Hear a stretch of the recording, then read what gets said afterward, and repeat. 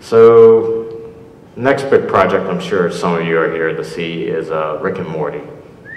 So, I started on Rick and Morty even before I started on Teen Titans. I was actually on the pilot episode. Justin called me up and needed like a board artist to help him board the first episode, which I did. And then I was assistant director on that show and had to wait maybe about a year before we got picked up for the official greenlight for season 1. Right here, I'll show you guys some of the initial designs that like Justin had that he gave us for Rick and Morty. Just kind of show us what I was working with. I mean, you know, there's slightly different color changes with the family, but also that's basically Justin's Rick and Morty, which I'm sure it took him all like a week to do.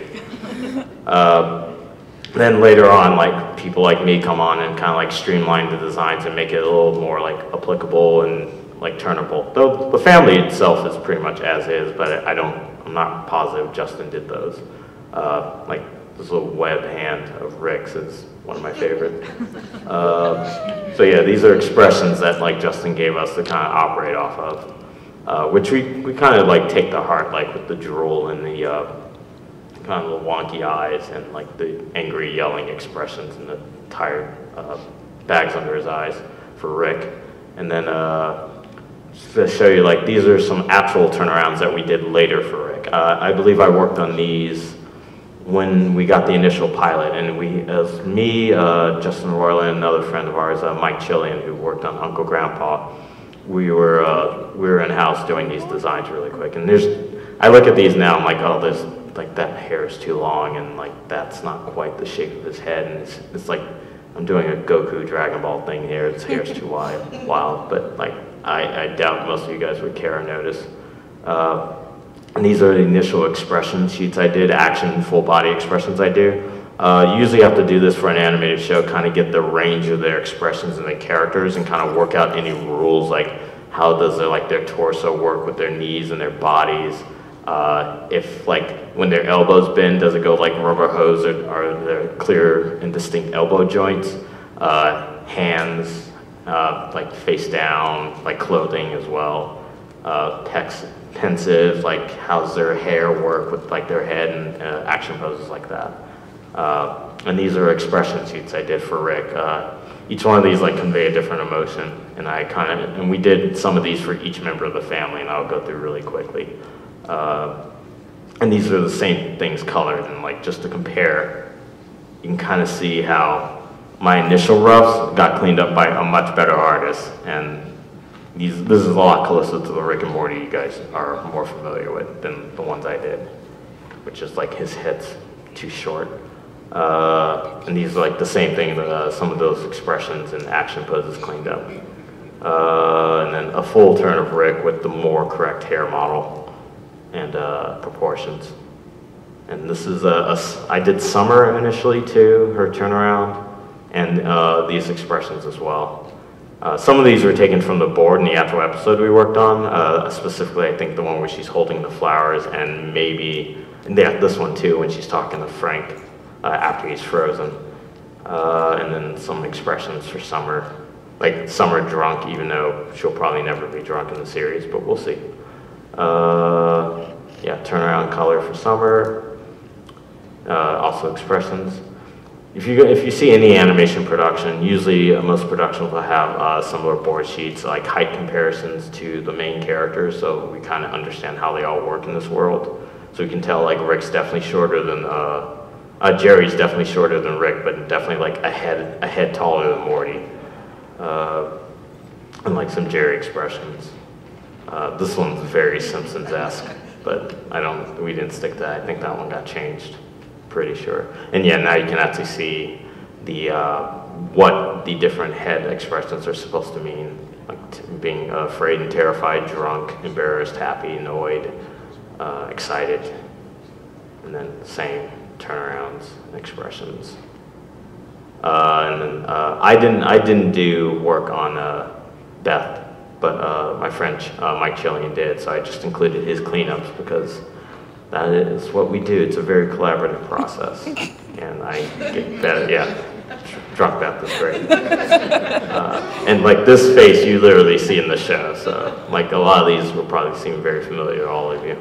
And then Morty, just like a 8-point, it's a 5-point body and a 8-point head turn. So we can kind of cover like how his body is going to look as it's turned out, his head's supposed to look. So when we give it to the animators, they know exactly how it looks. So if it comes back wrong, we say, hey, just follow what we gave you. Some of these were taken from the boards I did, like this shot and this Morty running shot, but most of it's cleaned up by other designers. And yeah, Morty expressions. Some of these are, like, I love that face, and this one's cool too. And of course, the classic duck face. And then these are old designs of Frank the Bully and Jared, who have not shown up again in the series, so I don't know if they ever will. This is Davin, who also has never shown up again in the series. Considering, oh, he got turned into a mantis, if I recall, and then murdered, because that happens a lot. But like Goldenfold came back and everyone else did, so I don't know why Davin doesn't. It's Frank, he was just known as the Switchblade Bully. Actually, only one of my initial favorite characters, because his scene where he's torturing Morty was the first board sequence I worked on for the show. And then Mr. Goldenfold. It's actually very difficult to turn and figure out his expressions on. I wish we got to mess with him more. And then Principal Vagina, no relation. Okay, so what I'm about to show you now is the initial cold open I did for the pilot episode of Rick and Morty. This has never been like included in any of the DVD stuff because it was scrapped because it featured a Morty who was more, how can I say, a lot more like not really challenging Rick in any conventional way. And one of the reasons why Adult Swim had a problem with that, they didn't want just Morty to go along with whatever Rick wanted to do. They want Morty to challenge Rick a lot more. So this is more of like the earliest example of Rick and Morty we have. So I'll play it real quick. I found a real nice alternate dimension, Morty. It's got all the stuff I need. I just gotta figure out my portal device, open up a gateway to take me there. Okay, that didn't work. What is all this stuff? It's corn niblets and dead weathermen, Morty. Dimensions are like channels on a television set. Corn niblets and dead weathermen are the static. Oh, Morty, that's a bad idea. You don't want to move that box too close to the other thing. Okay, Rick, I'll just move the other thing. No, Morty, don't! What? Now you made a dinosaur, Morty. I told you not to touch that thing, and when you went ahead, you made a dinosaur. What? I made a dinosaur? You made a dinosaur. Oh, I made a dinosaur. Oh, Morty, what did you think was going to happen, Morty? That thing makes dinosaurs when you touch it, Morty. I made a dinosaur. There's a dinosaur running around here. You know, I asked you to help me out in my lab, and you made a dinosaur, Morty. What are we going to do? What did you think was going to happen, Morty? Okay, good, it ran away, Morty. You know, that could have gotten a lot worse than it did, Morty. That could have gotten a lot more out of hand. Uh-oh. Okay. I've got to dismantle this or things are going to take a dark turn, Morty. Hand me that wrench. Morty, the wrench, Morty. Come on, we got 20 seconds before this thing explodes. I'm pointing at it. Morty, I've got my hand pointed right at that wrench. Aren't you pointing at a hammer? Fine, give me the hammer then, genius. Full disclosure, Morty, I'm a little drunk tonight. If you can't handle that, then you can't handle science, Morty. You might as well just step right out into this baby world. Step out into the baby crib. Okay. So that version, like, if you notice, like, there's a lot more Ricks and Mortys in there. The head of Cartoon Network, Mike Laszlo, actually went through our initial pilot and counted how many times Rick and Morty said each other's names and said, like, cut it back by half. I think the initial count was like 270 or something absurd like that. So it was a lot more Rick and Morty's. And Rick says, Morty says Rick a lot, Rick. You think I say Morty a lot, Morty? Yeah, Rick, I think you say Rick too much. I say Rick too much. You don't say Rick at all because that's your name. Stuff like that. I think this next section here. Okay, so this is a scene that was cut out from the initial Me Seeks and Destroy episode. Like after after Rick and Morty end up in that giant land, there's that giant that looks somewhat similar to Dan Harmon. hits his head and bleeds out and dies. Rick and Morty get processed in a giant police station. So this was a whole sequence that we did, but initially got cut out of how they were going to be processed. There's no dialogue until like the end, so I'll just kind of explain. This is the giant wife identifying the perpetrators who killed her husband. This is going to be like a montage sequence, so there's going to be like do-do-do, do-do-do, like little like processing, procedural detective music going, and like, yeah, they're being fingerprinted because they're about the size of a finger.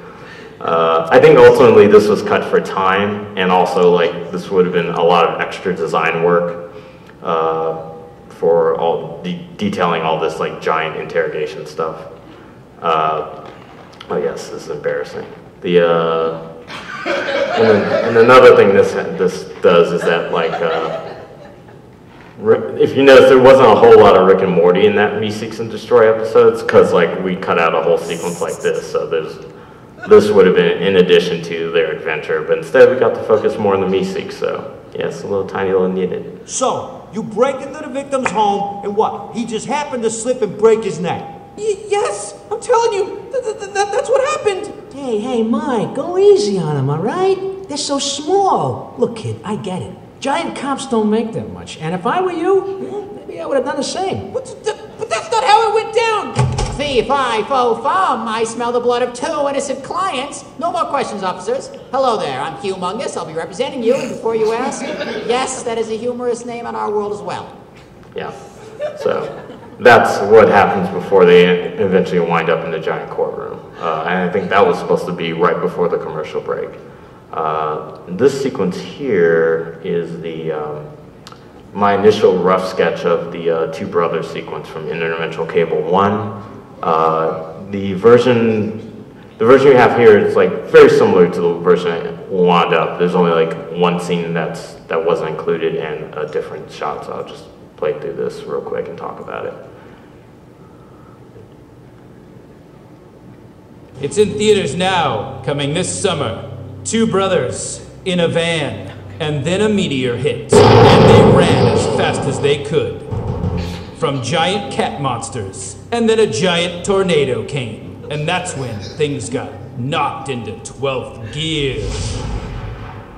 A Mexican armada shows up with weapons made from tomatoes, and you better bet your bottom dollar that these two brothers know how to handle business. In Alien Invasion Tomato Monster Mexican Armada brothers, who are just regular brothers running in a van from an asteroid and all sorts of things, the movie. Hold on, there's more. Old women are coming, and they're also in the movie, and they're gonna come and cross-attack these two brothers. But let's get back to the brothers, because they have a strong bond. You don't want to know about it here, but I'll tell you one thing. The moon, it comes crashing into Earth, and what do you do then? It's two brothers, and they're gonna, it's called Two Brothers. Two Brothers. It's just called Two Brothers. Yeah. So that initial sequence is just, if you don't know the story behind the Interdimensional Cable episodes, it's basically Justin goes in the room and just improvs a lot. And then they give us the audio. So we have no script to work off of that. So most of it, I'm just like, within me listening to this, like, all right, I have to draw this nonsense. And the story I think I've told on the DVD, if not, I'll reiterate here if you haven't heard it, but the whole like Mexican Armada part, initially I heard that, I was thinking, because I'm a dork, I think space aliens, like Space Armada.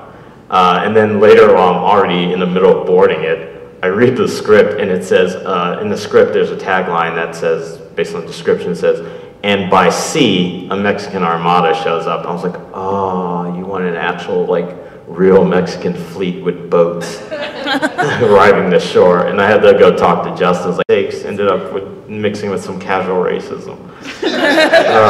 So, yeah, that was Two Brothers. And also it was my idea to have, like, hey, can the two brothers be black?